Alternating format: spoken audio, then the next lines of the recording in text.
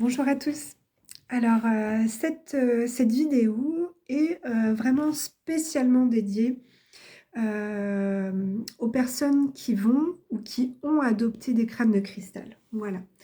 Alors, je vais vous partager une piste de réflexion de manière générale, si vous avez adopté un crâne ou si vous allez adopter un crâne.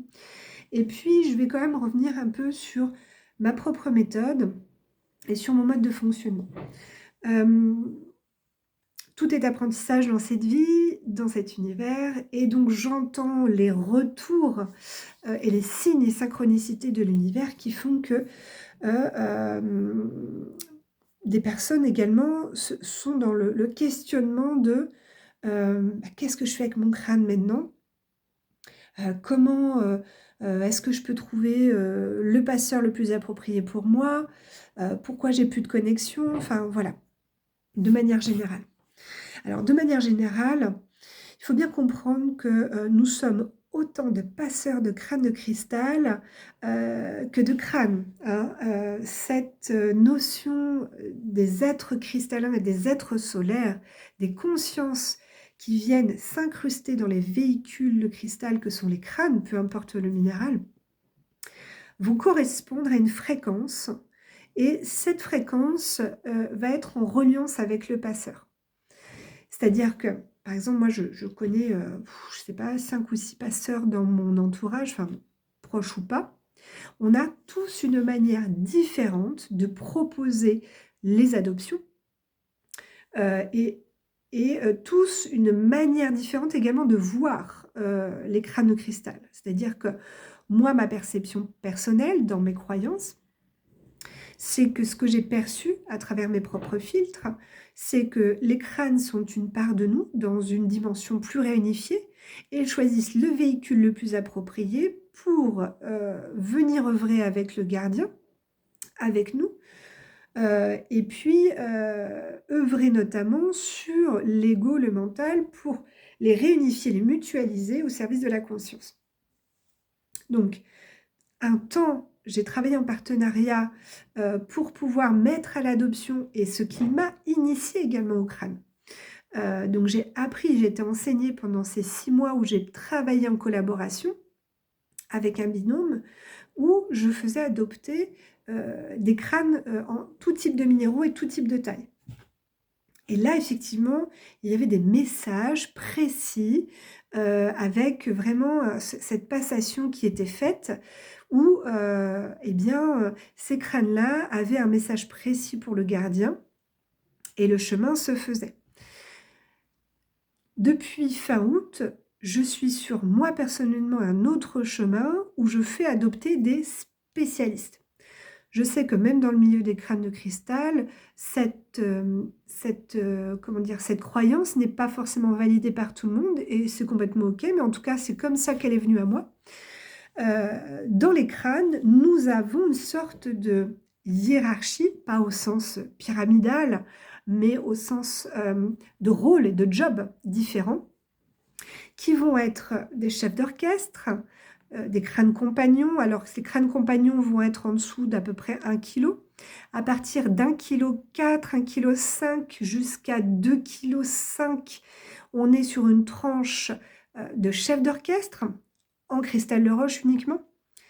Des 2,8 kg jusqu'aux, 8 kg à peu près, on a, des crânes enseignants, qui vont être là pour nous transmettre des choses, mais nous préparer surtout à recevoir à l'étape d'après les crânes maîtres à partir de 10 kilos.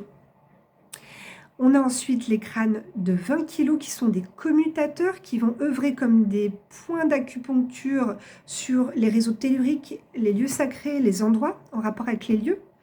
Puis après, on peut œuvrer avec des crânes de 40 kilos et voire plus. Moi, je suis dans cette démarche qui est venue à moi il y a à peu près 3-4 ans, de venir maintenant initier les gens à la conscience cristalline dans cette version-là, puisqu'il y a plein de versions différentes. Ma version à moi, c'est d'aller initier des consciences à œuvrer avec des spécialistes qui ont une mission directe et simple de orchestrer l'intériorité de l'humain pour pouvoir lui rendre son potentiel. Alors vous me direz, tous les crânes font ça, bien évidemment, mais moi je me suis spécialisée uniquement dans le crâne en cristal de roche, dans ces modèles-là, que je viens de vous citer, dans les crânes en labradorite pour les médiums, pour les capacités médiumniques, parce que c'est comme ça que c'est venu à moi, et pour les dragons sur la collectivité. Parfois, je réponds à des demandes exceptionnelles, mais ça reste relativement rare. Et peut-être que ma pratique évoluera en tout cas. Je ne sais pas. Je parle d'adoption et non pas de vente. Je vous rappelle en fait que vous adoptez un véhicule cristallin, mais il y a une conscience beaucoup plus évoluée que vous à l'intérieur et qui vient vous initier à des choses et vous mettre face à un miroir, des facettes de vous que vous ne voulez pas voir. C'est ça, hein, l'enseignement et l'apprentissage, clairement. L'apprentissage n'est pas que lumière et confort. Il est sortir de ces retranchements et de ces zones de confort pour accéder à un potentiel ressource. Les crânes avec lesquels j'œuvre, en tout cas, sont dans cette démarche-là. Vous n'achetez pas un crâne comme une voiture, clé en main avec mode d'emploi. Le crâne va se mettre à la fréquence dans laquelle vous êtes pour pouvoir élever votre potentiel et en conscience.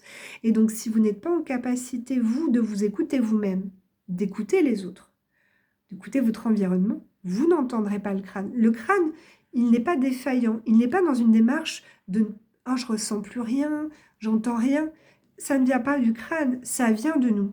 Nous sommes pour l'instant encore défaillants. Nous ne sommes pas au plein potentiel et nous ne savons plus comment faire pour écouter. Mais souvent, les personnes qui me disent « je n'entends pas », c'est parce qu'ils ne s'écoutent pas eux-mêmes. Vraiment, soyez honnête avec vous-même, une profonde honnêteté. Est-ce que réellement je me respecte et que je m'écoute? Pas forcément. D'accord? C'est comme ça que ça a commencé pour moi aussi avec les crânes au début. Hein. J'ai appris à me connaître en fait. À chaque fois que j'ai eu un nouveau crâne, un nouvel être, une nouvelle conscience qui m'a accompagnée, ça m'a permis d'aller encore plus loin dans mon développement personnel et dans l'épanouissement de ma spiritualité, qui est toujours en cours. Hein. Et c'est pas aisé, hein. C'est pas confortable. Hein. La méthode d'adoption, la passation, va être représentative des énergies du passeur. Donc c'est pour ça que nous sommes nombreux, parce que vous avez le choix et la multiplicité de vers qui vous allez vous tourner, d'accord? Mais attention, le passeur n'est que l'entremetteur, le pont. La véritable relation que vous devez déployer, entretenir, c'est celle avec la conscience du crâne. Donc, une fois que le crâne est adopté, attention à ne pas vous raccrocher au passeur pour toujours demander plus et comprendre. Il y a un moment où le rôle de messager et d'interprète s'arrête parce qu'il y a une limite d'ingérence dans la relation. Quand vous adoptez un crâne et une conscience, vous commencez une relation sacrée qui pourrait être comparée à un couple, hein, d'accord, un binôme. Dans votre couple personnel, sentimental, par exemple. Alors, je vais juste devoir couper, je reviens.